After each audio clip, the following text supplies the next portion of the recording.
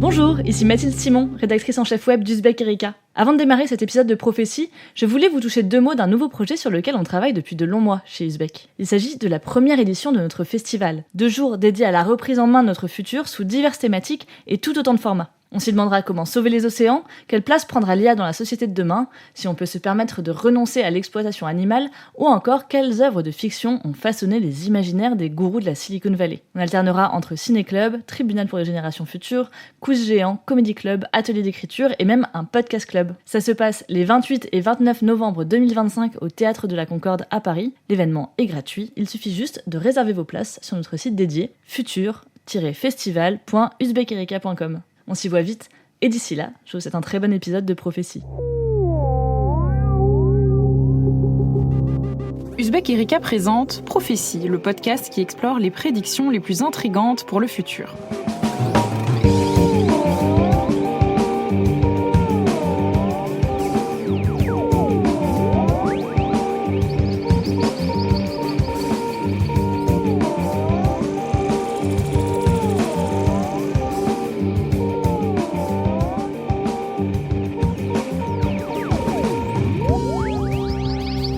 Je ne sais pas vous, mais moi, depuis toute petite, quand je regarde un film de science-fiction qui met en scène une intelligence artificielle, eh bien souvent les choses tournent mal. Que ce soit Terminator, iRobot ou Blade Runner, tous ces films semblent vouloir nous mettre en garde contre l'avènement potentiel d'une super machine qui nous dépasserait en matière d'intelligence, voire chercherait carrément à nous détruire. Et ces derniers temps, on semble avoir quitté le domaine de la fiction puisque de plus en plus de dirigeants de la Silicon Valley alertent contre ce qu'ils appellent la super intelligence, c'est-à-dire une étape supplémentaire dans la course actuelle à l'IA, mais une étape cette fois-ci inédite et dangereuse puisqu'elle nous ferait perdre complètement le contrôle face à des machines devenues surpuissantes, voire conscientes d'elles-mêmes.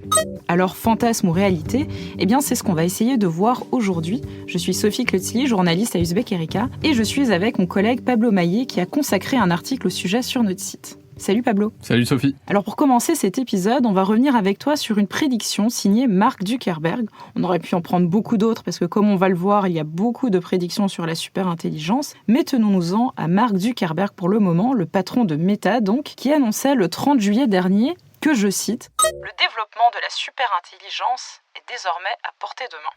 Alors Pablo, pour qu'on comprenne bien, d'abord, la super-intelligence, qu'est-ce que c'est ? Eh bien, c'est une très bonne question que je me pose encore moi-même, à vrai dire. En fait, il n'y a pas, à l'heure actuelle, de définition scientifique de la super-intelligence. Dans les dictionnaires français, ce terme n'existe pas, mais si on veut quand même partir du plus consensuel, on peut citer le dictionnaire Cambridge au Royaume-Uni, qui estime qu'il s'agit, je cite, « de quelque chose, par exemple un ordinateur, qui a un niveau d'intelligence supérieur à celui des humains. » Et dans le contexte actuel, tu t'en doutes, ce quelque chose, beaucoup estiment que ça serait l'intelligence artificielle. C'est pourquoi on entend de plus en plus parler d'IA soi-disant super intelligente. Hey everyone, I want to talk about our new effort, Meta Superintelligence Labs, and our vision to build personal superintelligence for everyone. Dit comme ça a l'air assez simple. Mais en fait, le truc, c'est qu'on retrouve aujourd'hui ce terme principalement dans la bouche des patrons de la Silicon Valley. Tu citais Zuckerberg, mais on aurait pu aussi citer Sam Altman, Elon Musk, Bill Gates, etc. Et la plupart du temps, quand ces personnes-là parlent de super-intelligence, eh bien ce sont leurs prédictions qui sont censées avoir valeur de définition.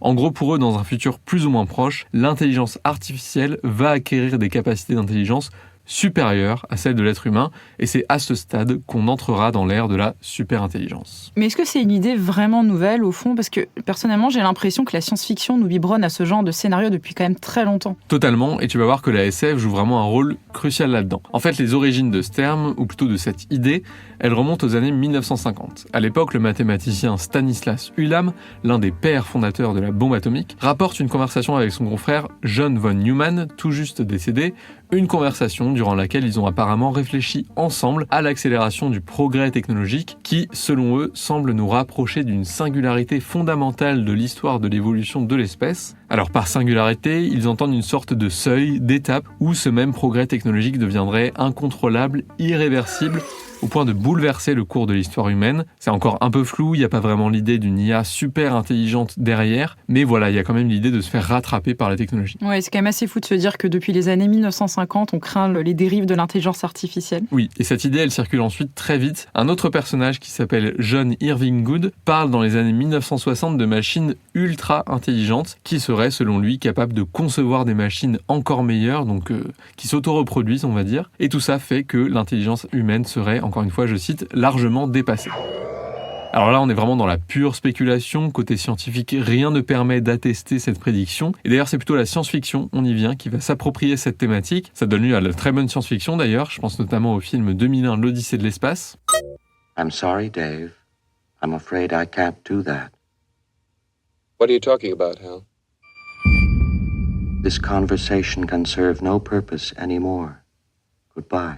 Puis, on passe de la SF au monde intellectuel, les deux se nourrissent, et on en vient donc aujourd'hui à cette idée de super-intelligence qui succède à l'idée de singularité et de machine ultra-intelligente. Alors à notre époque, au XXIe siècle, c'est surtout le philosophe suédois Nick Bostrom. C'est une figure très controversée, je ne vais pas rentrer dans les détails, mais il est notamment accusé d'eugénisme, de connivence avec Elon Musk, etc. Lui, il se positionne vraiment comme le nouveau leader du mouvement avec son livre Super-intelligence. Il est paru en 2014 en français. Un livre dans lequel il prédit l'avènement d'une IA super-intelligente qui, je cite, excédera largement les performances cognitives des êtres humains dans tous les domaines possibles. Encore une fois, on est dans le même genre de rhétorique, au fond depuis les années 1950 en fait. Et ce fameux Bostrom, autrement dit le personnage le plus récent de cette lignée, est-ce qu'il en dit un peu plus dans son bouquin ? Est-ce qu'il précise un peu quand et comment, selon lui, on arrivera à ce stade de super-intelligence ? Alors sur le camp, pas vraiment. Il dit que c'est impossible à prévoir, que ça pourrait prendre des années, des décennies ou même ne jamais se produire. Mais l'essentiel, selon lui, c'est de se préparer. Et une précision importante à faire sur le calendrier, c'est que dans la plupart des scénarios envisagés par ce petit milieu de l'IA, il y a toujours deux étapes. Dans un premier temps, ce qu'ils appellent l'intelligence artificielle générale, dite IAG, c'est un terme qu'on entend aussi de plus en plus et qui est censé correspondre à ce moment où une IA pourra égaler toutes les capacités du cerveau humain. Et ensuite, deuxième étape, la fameuse super-intelligence, qui est cette fois carrément censée surpasser l'humain. D'accord, donc un scénario en deux étapes, mais qui reste, je trouve, assez flou. Est-ce qu'il détaille un petit peu le comment ? Alors sur le comment, Nick Bostrom détaille plusieurs scénarios. Honnêtement, pour avoir lu le bouquin, ça ressemble vraiment à de la prospective très fictionnelle, plutôt qu'à de la vulgarisation scientifique, mais bon, ça vaut ce que ça vaut. Sans forcément rentrer dans les détails, on peut dire que pour lui, la super-intelligence pourrait prendre trois formes distinctes, mais pratiquement équivalentes. Je cite, première forme, la super-intelligence rapide, c'est-à-dire une machine capable de faire plus vite que le cerveau humain. Deuxième forme, la super-intelligence collective, c'est-à-dire une machine capable de faire mieux que le cerveau humain dans les domaines généraux divers. Et troisième forme, la super-intelligence qualitative, c'est-à-dire tout système qui réfléchit bien mieux que l'humain. Mais il dit aussi que ces trois formes pourraient se combiner, s'additionner, s'entremêler. En vrai, c'est un peu flou. Dans tous les cas, il en est convaincu. Pour le citer une dernière fois, nous n'avons qu'une petite idée de la détonation qui se produira. Mais concrètement, qu'est-ce qui lui fait dire que les IA ne sont pas déjà super intelligentes ? Après tout, quand on voit la capacité de calcul de certaines IA, leur talent aux échecs ou leur capacité à générer des images en quelques secondes, selon ces critères, est-ce qu'on pourrait pas déjà dire qu'elles sont super intelligentes ? Eh bien, oui et non, parce qu'en fait, dans tous ces domaines, les IA sont effectivement plus rapides, par exemple dans le cas des générations d'images, plus puissantes dans le cas des calculs, plus visionnaires, elles anticipent mieux dans le cas des échecs. Mais est-ce qu'elles sont vraiment plus intelligentes pour autant que les êtres humains ? C'est une question qui reste en suspens et c'est en fait là qu'on entre dans la dimension philosophique, politique de notre sujet. C'est ça qui est passionnant. Au fond, comment définir l'intelligence ? Certains pensent que c'est la rapidité, la fiabilité, etc. Donc voilà, c'est un débat assez ouvert. Oui, en parlant de fiabilité, il y a une étude récente de NewsGuard qui a montré que les chatbots les plus utilisés étaient loin d'être fiables et même qu'ils sont de moins en moins fiables. Pour te donner un chiffre, en août 2025, ChatGPT donnait des réponses erronées dans 40% des cas, ce qui est quand même beaucoup, alors qu'il n'en donnait, entre guillemets, que dans 33% des cas un an plus tôt. Donc on voit que ça s'est dégradé. Est-ce qu'on va vraiment vers des systèmes toujours plus performants en direction de la super-intelligence ? Alors je connaissais pas ce chiffre de NewsGuard, mais il me surprend pas vraiment. Pour mon article, j'ai interrogé des scientifiques, des informaticiens, des philosophes, et tous étaient extrêmement prudents sur la question. Ils rappelaient surtout qu'il y a toujours plusieurs facettes de l'intelligence. L'une d'entre elles, chez l'humain, c'est l'intelligence émotionnelle, relationnelle, que pour le coup, on ne retrouve pas chez les IA, mais aussi que, par exemple, on sait que certains animaux ont certaines capacités cognitives plus développées que nous, en termes de perception ou d'agilité, par exemple. Donc tout ça fait que, voilà, l'intelligence, c'est très complexe à définir. Et de l'autre côté, eh bien, on a le camp des leaders de la Silicon Valley qui, pour le coup, ne prennent aucune pincette, définissent à peine ce qu'ils entendent par intelligence et qui se servent de ce concept de super-intelligence pour dire qu'au fond, l'humanité va être dépassée quoi qu'il arrive. Et aussi, et ça c'est intéressant, qu'on aura face à ce constat deux options. Soit contrôler, s'emparer de cette super-intelligence, la dompter, l'apprivoiser pour en faire une sorte d'allié, soit se laisser au contraire dominer, asservir par elle, dans un scénario un peu à la Terminator, tu sais, avec son antagoniste Skynet qui veut détruire l'humanité. Le financement de Skynet est voté. Le système se met en place le 4 août 1997. Les décisions humaines sont éliminées de la défense stratégique. Skynet commence à apprendre à vitesse géométrique. Il devient autonome le 29 août à 2h14 du matin, heure de Greenwich. Pris de panique, ils essaient de couper les vannes.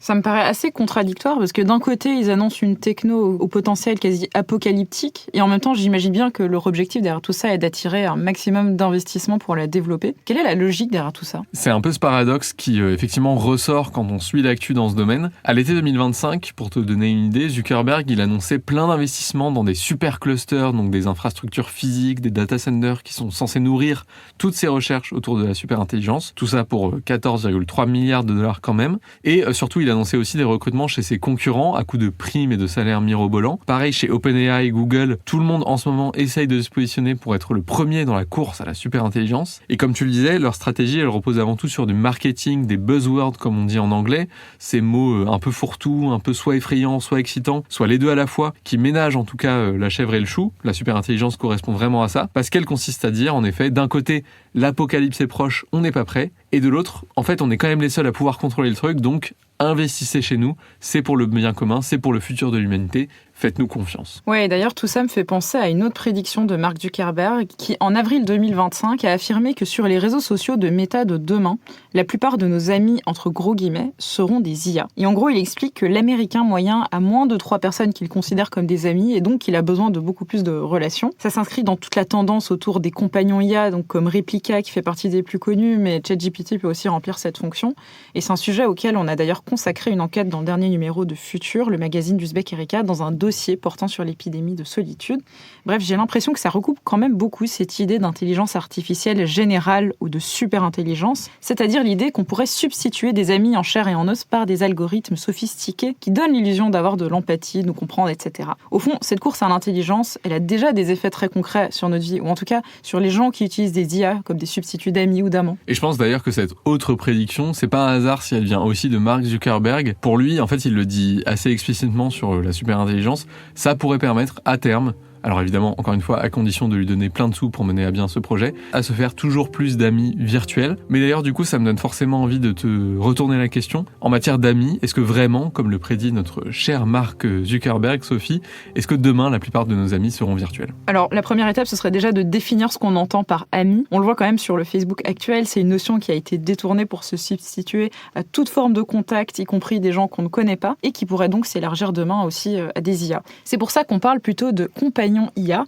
En fait, ces IA ne se comportent même pas comme des amis, mais plutôt comme des serviteurs qui vont systématiquement vous brosser dans le sens du poil, ce qui en réalité arrive assez rarement dans la vie réelle, quitte même dans certains cas extrêmes à encourager les utilisateurs suicidaires à passer à l'acte.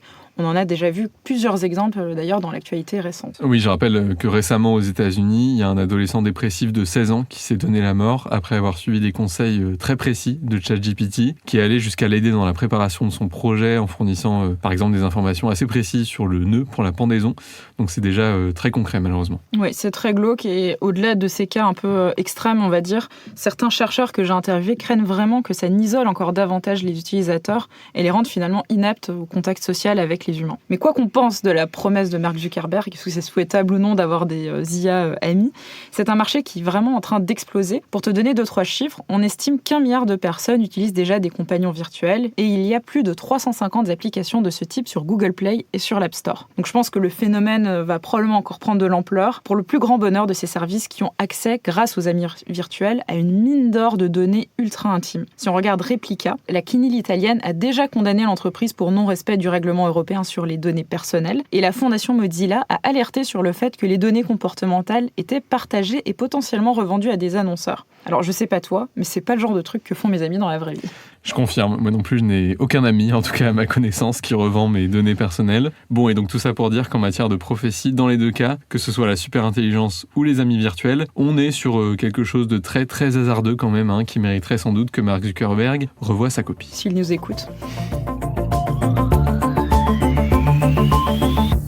Avant de conclure, c'est l'heure de notre traditionnelle rubrique culturelle. Toi qui t'es beaucoup renseigné sur le sujet, est-ce que tu aurais une recommandation pour nos auditrices et nos auditeurs ? Oui, bien sûr. Alors vraiment, j'insiste, c'est de la fiction pour le coup. Mais si on veut s'amuser à spéculer sur ce que serait une IA consciente d'elle-même, capable de sentiments, encore plus intelligente que l'humain, etc., je pense que ça peut être intéressant comme exercice. Je recommanderais le film AI, Intelligence Artificielle de Steven Spielberg, qui imagine un monde où la fonte des glaces a considérablement réduit la surface habitable de la Terre et où par ailleurs le strict contrôle des naissances nécessite le développement de robots à l'aspect humain qu'on appelle des mechas. Et dans l'histoire du film, il s'avère que l'un de ces mechas, qui s'appelle David et qui a une petite tête d'enfant trop mignon, tombe à pic pour remplacer le fils d'un couple atteint d'une maladie incurable. C'est un film très beau, très sensible, signé à la fois Steven Spielberg, mais aussi un peu Stanley Kubrick, le réalisateur de 2001 l'Odyssée de l'espace qu'on mentionnait tout à l'heure, puisque c'est lui qui pilotait le projet avant de mourir et que c'est Spielberg qui a accepté de le reprendre par amitié, on va dire, après sa mort. Et on sent que le film est marqué par le style des deux cinéastes à la fois, donc c'est aussi intéressant à découvrir pour cette raison-là. Top, merci Pablo et surtout merci à vous, chères auditrices et auditeurs, de nous avoir écoutés. Si vous voulez en savoir plus sur le sujet de la superintelligence, je vous invite à lire l'enquête complète de Pablo sur notre site. Vous pouvez aussi vous procurer le numéro de notre magazine Futur intitulé « Vaincre l'épidémie de solitude » pour en savoir plus sur le business de l'amitié à l'ère des algorithmes. Il est disponible en librairie et sur abonnement via notre site. On espère que cet épisode de Prophétie vous aura plu. Si c'est le cas, n'hésitez pas à nous le dire en commentaire sur vos plateformes d'écoute préférées, à nous mettre des étoiles et à le partager autour de vous. On vous dit à bientôt dans un nouvel épisode de Prophétie.